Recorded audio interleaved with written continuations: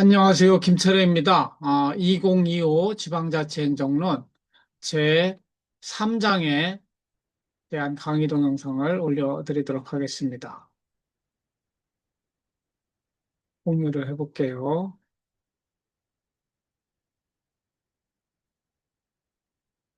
공유가 안 떴는데.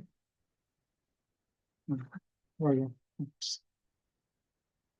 제3장은 정부는 무엇인가? 라는 주제로 정부에는 어떤 의미가 들어있는지, 그리고 지방자치에서 중앙정부와 지방정부로 나누어서 설명을 하는데, 중앙정부는 무엇이며 어떤 일을 하고 있는지, 그리고 지방정부는 무엇이며 어떤 일을 하고 있는지 살펴보는 시간이 되겠습니다. 첫 번째, 제가 모든 행정학 공부할 때 이 그림을 생각하라고 말씀드렸습니다. 이 연두색 동그라미가 대한민국입니다. 대한민국 안에는 정부와 노랑 세모죠. 정부와 정부 바깥에 있는 시장과 시민사회. 그래서 3대 문제 해결 주체가 있다. 정부와 시장과 시민사회가 있는데 우리가 배우는 거는 행정학에서는 정부의 역할을 배우고 정부는 다시 전체 국가를 통괄하는 중앙정부와 특정한 행정구역을 통치하는 지방정부로 나뉜다고 하고 있어요. 그래서 정부와 시장과의 관계는 규제를 완화할 것인가 강화할 것인가 이 문제하고 관련돼 있고 정부와 시민사회와의 관계는 시민을 참여시킬 것이냐 말 것이냐 즉 거버넌스 관련된 논의를 합니다. 그리고 지금 뭐 미국의 관계, 전 세계적인 관계, 이건 대외 환경이라고 하는데 여기는 정부와 개방화, 세계화의 흐름 속에서 정부가 어떻게 외교 정책을 할 것인가 이런 부분들을 다루게 됩니다. 그렇다면 정부에는 어떤 의미가 들어있는가 살펴볼까요? 문자적으로 보면은 국어사전에 광의로는 입법, 사법, 행정의 3권을 포함한 통치구를 통틀어서 하는 말로 이야기하고 있습니다. 그중에서 좁은 의미, 광은 넓을 광, 협은 좁을 협. 좁은 의미로는 삼권 분립에 의하여 행정을 돌아보는 국가기관. 여러분들이 사탐 때 행정부의 수반, 대통령의 행정부의 수반이라고 배웠을 거예요. 그래서 이 행정을 입법, 사법, 행정 중에서 행정만을 떼서 협의의 정부라고 이렇게 부릅니다. 초등사회용어 사전을 찾아보니까 국민이 살아가는 데 필요한 법을 만들고 나라에 관한 여러 가지 일을 처리하는 국가의 기관을 정부라고 이렇게 이야기하고 있습니다. 이것에 대해서 김철애 저는 어떻게 설명을 하느냐? 국민이 헌법과 법률에 따라 부여한 강제력을 기초로 국민을 통치하는 조직이 바로 정부다. 그리고 정부의 가장 큰 특징은 강제력 또는 공권력이다.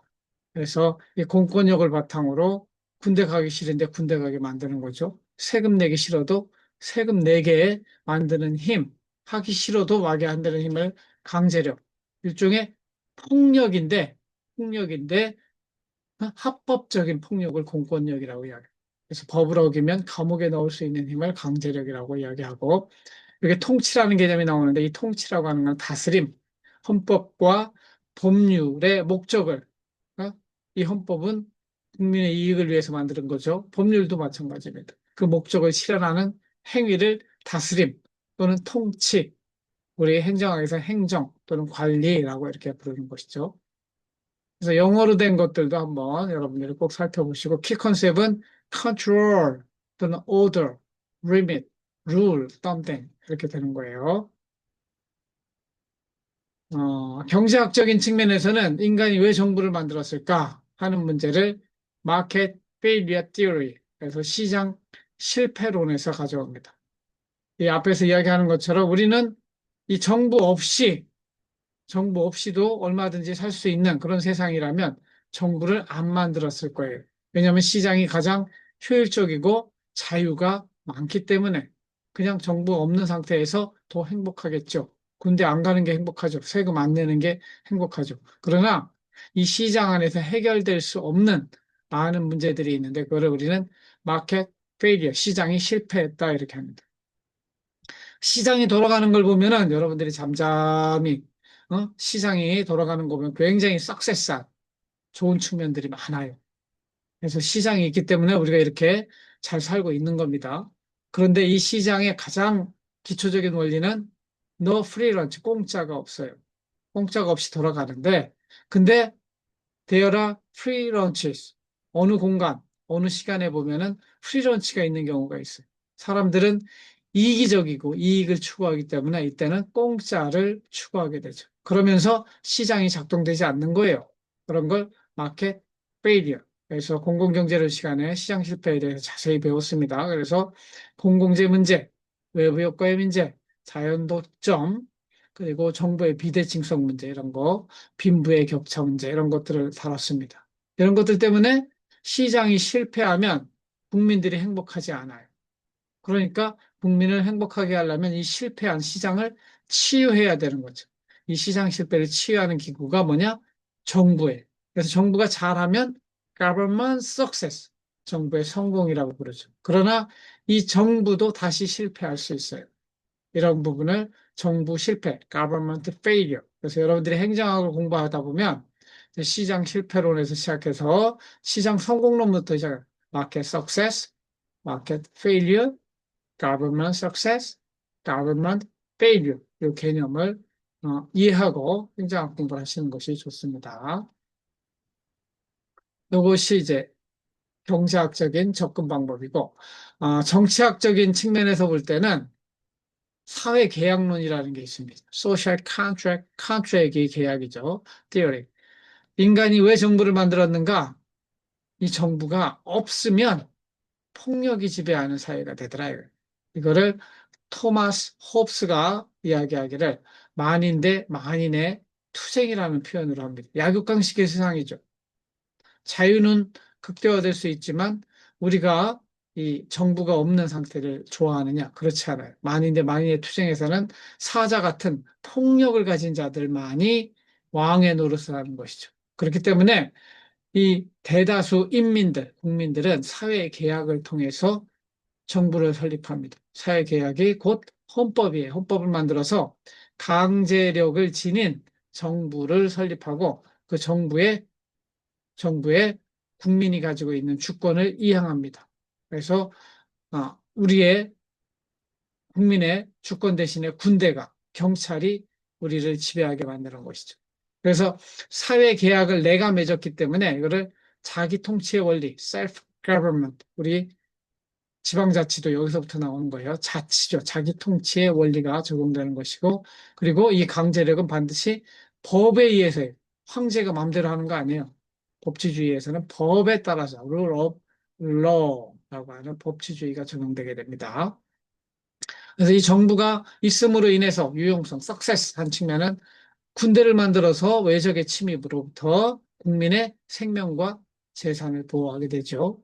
그리고 치안, 경찰을 만들어서 우리나라의 무법 질서가 아니라 폭력으로부터, 불량배로부터 우리에게 생명과 재산을 보호하고 질서를 유지하게 되죠. 그리고 함께 필요한 소셜 오버헤드 캐피탈, 사회 간접 자본을 만들 수 있게 되고 사회복지도 우리가 할 수 있게 됩니다. 그러나 이 기본적으로 정부도 유용성만 있는 게 아니에요.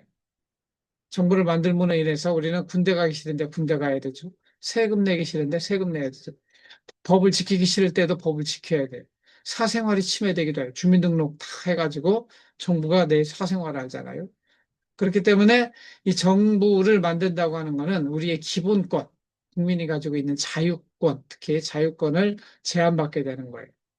여러분들의 기회가 되면 조지 오웰의 소설 동물 농장을 보면 이 동물 농장의 세계 속에서 인간의 기본권이 어떻게 제한되는가 이런 것들을 살펴볼 수가 있습니다.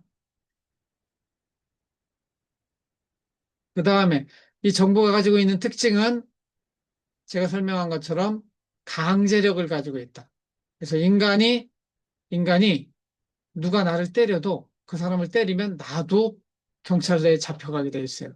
어떻게 해야 돼요? 나는 맞고만 있어야 돼요. 그리고 어떻게 하면 됩니까? 경찰에 신고해요. 이 강제력은 경찰만, 군대만 가지고 있어요. 정부만 가지고 있어요. 그래서 스스로 내 보복하는 거 self-help. 그래서 자력부재라고 합니다. 이게 자력부재는 언제만 허용되느냐? 정당 방위할 때만 허용되는 거예요. 나머지는 사법제도에 의해서 경찰에 신고해야 되는 거죠. 그리고 이 강제력에 따라서 우리는 군대에 가야 되고 세금 내야 되고 법을 지켜야 돼요. 또 하나의 특징은 우리가 경험하고 있는 정부는 대의민주제, 대표를 뽑아서 대통령, 국회의원을 임명했죠. 그래서 이 선출된 대표자를 통한 통치가 이루어진다. 그래서 앞으로의 민주주의는 진짜 민주주의는 대의민주주의가 아니라 직접 민주주의인데 대통령의 권한도 빼고 국회의원에게도 권한을 빼고 왜냐하면 국민 주권을 대통령과 국회의원에게 너무 많이 주었어요. 우리가 그걸 돌려받을 필요가 있죠. 그렇게 되는 게 직접 민주주의고 내가 추후에 또 자세히 설명하겠지만 지금처럼 핸드폰을 다 가지고 있는 세상에서는 사이버 민주주의를 통해서 직접 민주주의를 강화할 필요가 있다. 이런 주장을 제가 하고 있습니다.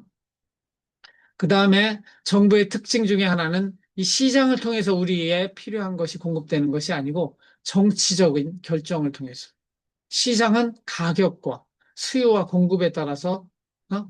수요와 공급에 따라서 가격이 결정되고 그것에 따라서 우리의 필요한 것이 생산되고 공급됩니다. 이게 시장 경제의 원리예요. 그러나 정부에서는 시장이 통하지 않아요. 가격도 없어요. 어떻게 하는 거예요? 정부가 강제력을 기초로 필요하면 정치적으로 결정해서 하는 것이죠. 공무원도 그렇고 정부가 하는 일들은 시장 경제가 아니고 정부 경제가 돌아가는 것이죠. 그래서 여기는 아, 키 컨셉이 정부에서는 권력을 누가 쟁취하느냐. 선거가 권력 쟁취의 과정이죠. 그다음에 공기업을 통해서 우리의 필요한 것을 만들어내는데 또 공기업은 공이 들어가 있는 공공 부분, 공적인 영역의 기업 활동, 기업이라고 하는 것은 시장의 특성, 즉 사업성과 효율성을 강조하면서 공공 부분에 필요한 것을 만들어내는 거예요. 그래서 어, 우리 대전에도 철도공사, 수자원공사, 조폐공사 이런 데는 어? 공기업이 되겠습니다. 공기업은 그래서 자기가 생산하는 어떤 재화와 서비스가 있는 걸 공기업이라고 하고 건강보험공단과 같이 직접 만들어내는 서비스는 없지만 정부의 일을 대신하는 것은 공단 이렇게 이름을 붙여요. 나중에 원광 교수님하고 공기업론 들으시면 자세히 더 배우시게 되겠습니다. 그다음에 큰 정부, 작은 정부 이야기가 있어요. 큰 정부는 전체 우리 그림 속에서 보면은 이 정부가 크실 것이냐? 공산주의는 100% 정부가 지배하는 사회예요. 큰 정부죠. 반면에 무정부 상태, 아나키는 정부가 아예 없는 거예요. 그래서 우리는 그 사이에서 국민들이 선택을 하게 돼 있는데, 그래서 결국 우리는 어, 세금을 얼마 내느냐, 또는 공무원이 얼마나 되느냐, 정부의 규제권이 얼마나 되느냐, 이걸 가지고 큰 정부, 작은 정부를 판단하게 됩니다. 지금 이재명 정부는 상당히 큰 정부를 지향하고 정부가 이것저것 할 수 있고 소비 쿠폰으로 대표되는 기본소득에 해당하는 것들을 좀 더 나눠주는 국가, 웰페어 스테이트, 복지국가를 지향하고 있어요. 반면에 영국과 미국과 같은 나라는 정부가 커봤자 인간에게 자유만 빼앗아 가는 필요악이다. 필요한 건 사실이지만 너무 커지면 악이다. necessary evil이라고 합니다. 딱 필요한 최소한의 정보만 필요하다는 입장이 있습니다. 그래서 이거를 작은 정부주의자, 이건 큰 정부주의자 이렇게 합니다. 여러분들도 정부가 더 커지면 좋을지 아니면 정부가 더 작아져야 될지 이것에 대한 판단을 하는데 주로 이 큰 정부를 지향하는 사람들은 진보주의자, 작은 정부를 지향하는 사람들은 보수주의자 이렇게 부릅니다. 네, 정부에 대한 일반적인 이야기들을 한번 살펴보았고 다음 주제는 중앙정부입니다. 국가 전체, 대한민국 전체를 통괄하는 중앙정부는 무엇이며 어떤 일을 하는가? 보면은 중앙정부, 지방정부로 지방자치에서 나누는데 국가 전체, 우리나라 서쪽으로는 백령도, 동쪽으로는 독도, 남쪽으로는 마라도, 제주도 마라도, 북쪽으로는 휴전선, 원래 헌법상에서는 저 압록강 저기까지가 대한민국의 영토입니다. 그 전체를 통괄하는 정부를 중앙정부, 그리고 특정한 행정구역, 우리나라 대한민국에는 17개의 광역자치단체가 있는데 대전광역시 그러잖아요. 그렇게 특정한 부분 집합을 다루는 정부를 지방정부 이렇게 부릅니다. 그래서 중앙정부에서 일하는 사람은 국가공무원, 영어로는 Nation Wide Works, 국방, 외교, 교육, 사회복지. 우리 세종시에 많이 와 있고, 아직 국방 외교는 서울에 있습니다. 그런 것들은 중앙정부, 그리고 중앙행정기관, 국가공무원, 이렇게 부르고, 대전시 또는 대덕구에서 일하는 사람들은 지방자치단체라고 부르고, 지방공무원. 여기는 네이션 와이드가 아니고, 여기는 로컬이라고 해요. local focused work, 지역에 특화된 지역 사회 복지, 지역 산업 육성, 이런 것들을 주로 하는 것은 지방 정부라고 부른다. 그래서 어느 나라든지 중앙 정부가 있고 지방 정부가 있게 됩니다. 지방 정부가 스스로 자신의 대표를 뽑아서 스스로 통치하는 것은 지방 자치라고 부르는 거죠. 중앙정부에는 뭐 광의의 정부, 협의의 정부 해가지고 협의의 정부의 대통령과 아, 정부 조직법에 따른 이번에 저 이재명 정부가 출발할 때는 19부 3처 19청 이래 돼 있는데 지금 처를 3개 만들어 가지고 19부 6처가 되더라고요. 지금은 이제 정부 조직 개편 안이 나와 있는 상태인데 이거는 지금 출발할 때의 상황으로 볼 때는 19부 3처 19청으로 돼 있다. 그리고 정부 조직법에 각 부처별로 어떤 일을 하는지 그 기능이 나와 있어요. 국무총리 밑에 기획재정, 교육, 과학기술정보 이게 이제 기획재정부가 재정경제부와 기획예산처로 나뉘게 되죠. 하여튼 뭐 내년부터는 정부조직법이 개편돼서 달라지게 되지만 현재 적용되고 있는 거는 10 아까 국가보훈부가 생겨가지고 19개가 되겠어요. 18개가 아니고 못한데 19개의 부처가 있습니다. 그다음에 각 부처별로 하는 일들이 나와 있고요. 또 정부조직법이 아닌 기타 법률에 의해서 만들어진 중앙행정기관으로 감사원, 방송통신위원회도 앞으로 바꾸죠. 방송미디어통신위원회, 공정거래, 뭐 금융위원회 조직도 좀 바뀝니다. 또 나머지 청단위들도 한번 살펴보시면 되겠습니다. 그래서 우리나라 대통령실에 가보면 대통령 밑에 그런 대통령의 비서, 안보실, 이거 스텝이라고 해요. 참모기관들이 있고 실제로 국무총리 밑에 우리나라는 프라임 미니스터 국무총리를 두고 국무총리 밑에 각 부처가 있게 되어 있습니다. 그래서 국무총리 직속으로 처단위들이 있고 위원회가 있고 그다음에 이 밑에 행정각부가 있게 됩니다. 그래서 기획재정부, 뭐 교육부, 통일부, 뭐 다양한 부처들이 있게 됩니다. 부처 이름도 살펴보시고 여러분들이 국가공무원직을 한다면 이 중에서 주로 일반 행정직을 보면은 행정안전부에 가서 일하게 되지만 특수직 공무원을 지원하게 되면 이 각 부처에 가서 일하게 됩니다. 그다음에 지방정부는 무엇이며 어떤 일을 하는가? 지방정부 또는 지방자치단체라고 하는데 이 개념을 잘 알아야 돼요.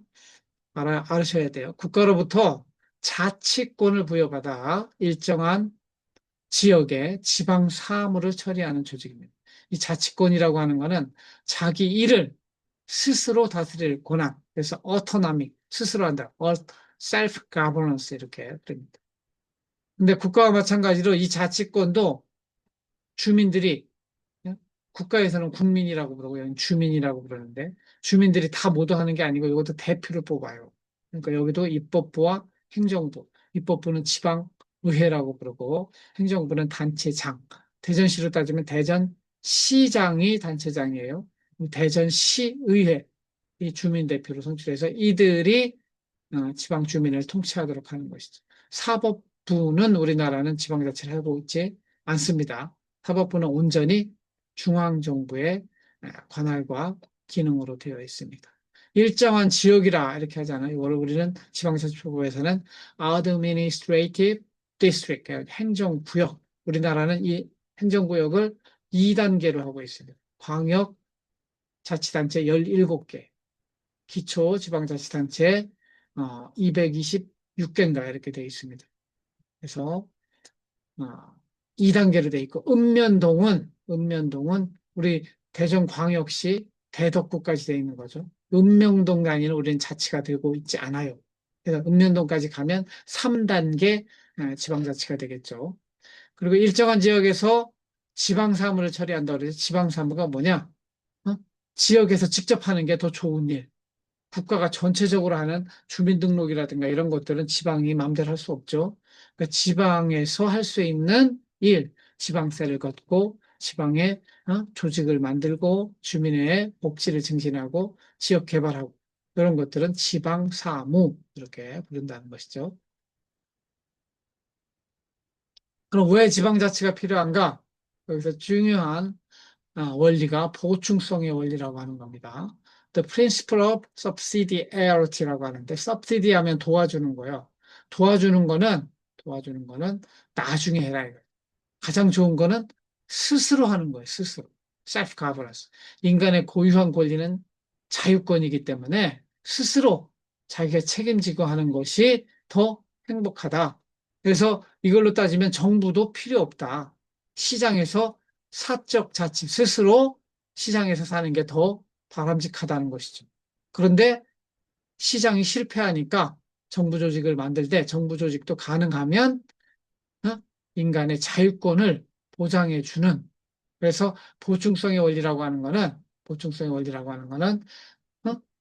필요한 필요하지 않으면 도와주지 말아라. 이거는 여러분들이 비유로 따지면 부모님과 여러분의 관계에서 부모님이 늘 간섭하죠. 이거 해라, 저거 해라.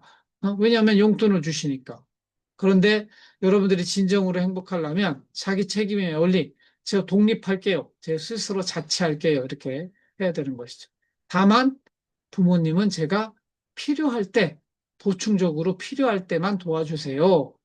그래서 이것도 마찬가지로 중앙정부와 지방정부가 있으면 지방정부에 해당하는 여러분 자녀들이 하고 싶은 대로 먼저 하게 두고 국가 개입, 즉 중앙정부, 어머니, 아버지와 같은 국가 개입은 최소화시켜라 하는 원리가 보충성의 원리가 되겠습니다. 특히 이 보충성의 원리는 요 밑에 나와 있는 주민자치의 원리하고 통해요. 그러니까 주민이 직접 할 때니까 어? 되도록이면 관여하지 마십시오. 필요할 때만 보충적으로 도와주세요. 할 수 있는 게 보충성의 원리가 되겠습니다. 반면에 요 위에 나오는 단체 자치는 원래 다 아버지 엄마가 가지고 있는 권한이야. 옛날엔 결혼도 부모가 하라는 대로 했잖아요. 그거 잠깐 너한테 너 알아서 하게 해줄게. 너가 스스로 하게 해줄게. 이렇게 지방자치를 국가가 가지고 있는 자치권을 지방에 내려주는 걸로 생각하는 거는 단체 자치라고 그래요. 이 단체 자치 측면에서 하고 있는 왕권 국가, 옛날에 중앙정부 왕권 국가에서 나온 독일, 프랑스, 우리나라도 단체 자치의 전통을 따르고 있고, 반면에 바닥으로부터 시작한 영국, 미국, 캐나다와 같은 나라들은 주민자치, 밑에서부터 올라간, 이건 탑 다운. 단체 자치는 이건 탑 다운, 위에서 내려오는 거죠. 반대로 주민 자체는 밑에서 올라가는 거 바텀 업. 바텀이 맨 밑바닥이에요. 탑이 꼭대기죠. 바텀 업이라고 이건 탑 다운이라고 이렇게. 우리나라 헌법은 지방자치를 선언하고 있고 그리고 대한민국은 기본적으로 아까 이야기한 이 단체 자치가 주된 기둥이 되고 주민자치도 함께 강조하고 있습니다. 그래서 저는 여기에서 이 주민자치를 강조하는 사람으로서 읍면동 단위까지 자치가 내려와서 특히 이 정부 조직이 아니라 자발성에 기초한 공동체, 자발적 공동체를 중심으로 주민자치가 발전되어야 한다. 이런 주장을 하고 있는 사람입니다. 그래서 우리나라에는 243개의 지방자치단체, 2단계라고 그랬죠. 광역자치단체 17개, 그리고 기초지방자치단체 226개, 그래서 243개의 자치단체가 있다. 근데 이 기초자치단체 중에서 시, 군, 구 그러지만 이 시에도 행정시라는 게 있어요. 제주특별자치도의 경우에는 제주시와 서귀포시가 자치시가 아니에요. 즉 주민이 직접 시장을 뽑지 않아요. 이런 것들의 행정시. 우리나라 지방행정 시절에는 지방자치가 실시되지 않기 시기 전에는 우리도 다 행정시였어요. 그러나 지방자치가 실시되면서 대전시장, 우리가 뽑잖아요. 천안시장 우리가 뽑죠. 그러니까 자치시라고. 구라는 이름이 붙어 있는데도 자치단체가 아닌 경우가 있어요. 천안시의 서북구, 동남구, 부천, 뭐 이런 데 구 단위 있잖아요. 소사구 이런 거 다 구지만 이건 행정구 또는 일반구라고 그래요. 이건 자치구가 아닌 거죠. 이거 빼고 실제 자치로 이루어지는 구는 69개, 대전시 같으면은 5개의 자치구가 있죠. 우리가 속한 대덕구, 동구, 서구, 중구, 유성구. 그러니까는 유성구청장, 대덕구청장 우리가 직접 뽑아요. 그렇게 되는 건 자치구. 여러분들이 17개의 광역자치단체, 226개의 기초지방자치단체가 있다. 그런 정도는 상식으로 알고 있어야 됩니다. 그래서 이 지방정부, 대전시 또는 대덕구가 하는 일들은 자치사무하고 위임사무로 구분이 되는데, 자치사무는 그야말로 원래 우리 거예요. 원래 우리 거 하는 거는 자치사무, 특히 주민 복지를 위해서 하는 지방 상수도를 공급한다든가, 주민들 편의를 증진한다든가, 그죠? 지방 도로 만든다든가, 이런 것들은 다 자치사무가 되겠어요. 그러나 위임, 국가의 위임을 받거나 또 대전시의 상위단체의 위임을 받아서 하는 것들은 기관위임 사무, 단체 위임 사무라고 하는데 주로 다 이제 위임 사무라고 보시면 주민등록을 예를 들면 주민등록 업무는 누가 해야 되는 거냐? 국가 전체적으로 행정안전부에서 하는 거예요. 그거를 동사무소에서 하잖아요. 주민센터에서 하잖아요. 이거는 위임에서 하는 일이다. 그래서 경비는 국가가 부담하게 돼 있고 또 전국적으로 통일해야 되는 네이션 와이드 업무는 또한 어떻게 위임 사무를 하고 있다. 단체 위임 사무는 예를 들면 조세 걷는 거, 예방접종하는 거 이런 것들은 국가 또는 상위단체가 해당 지자체에게 개별 법령에 따라서 위임하는 거는 단체 위임, 그다음에 포괄 법령에 따라서 위임하는 거는 기관 위임. 이거는 또 여러분 나중에 업무 살펴볼 때 또 하겠습니다. 그래서 지방자치법에 우리가 배우는 모든 내용이 헌법과 그 밑에 있는 지방자치법에 있는 내용입니다. 그래서 지자체의 구역, 조직, 행정관리하는 거, 복지 증진, 산업진흥, 지역개발과 주민의 생활환경 시설, 이거 다 대전시, 대덕구에서. 그러니까 대전시 하는 게 또 다른. 파슈 같으면 어디서 해요? 대전시에서 하잖아요. 근데 옛날에 이제 지역 카페도 대덕구에서 한 이로움, 대덕구 이로움 뭐 이런 거 있었단 말이에요. 이런 것들은 지역 카페인데도 대덕구에서 하는 게 되겠죠. 그래서 광역자치단체에서 하는 일, 기초지방자치단체에서 하는 일 이런 것들이 구분돼 있다 이해하시면 되겠고 우리나라 광역자치단체를 표시한 겁니다. 가장 면적이 큰 거는 강원도가 되겠지만 제일 인구가 많은 데는 경기도, 서울, 그렇죠?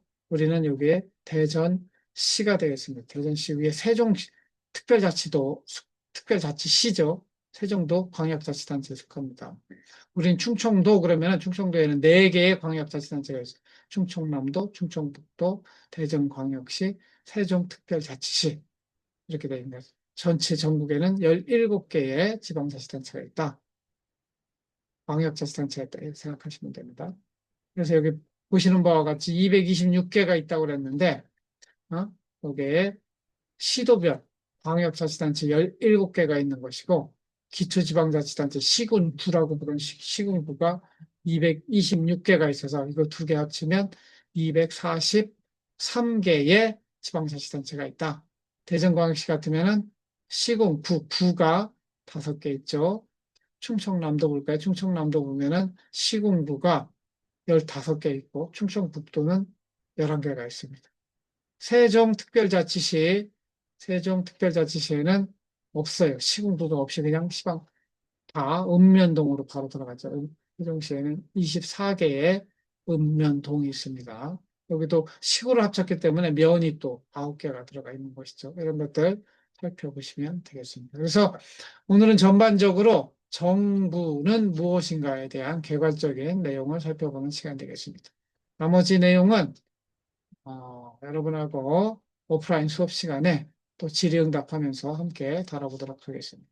들어주셔서 감사하고 강의 시간에 또 뵙도록 하겠습니다. 고맙습니다.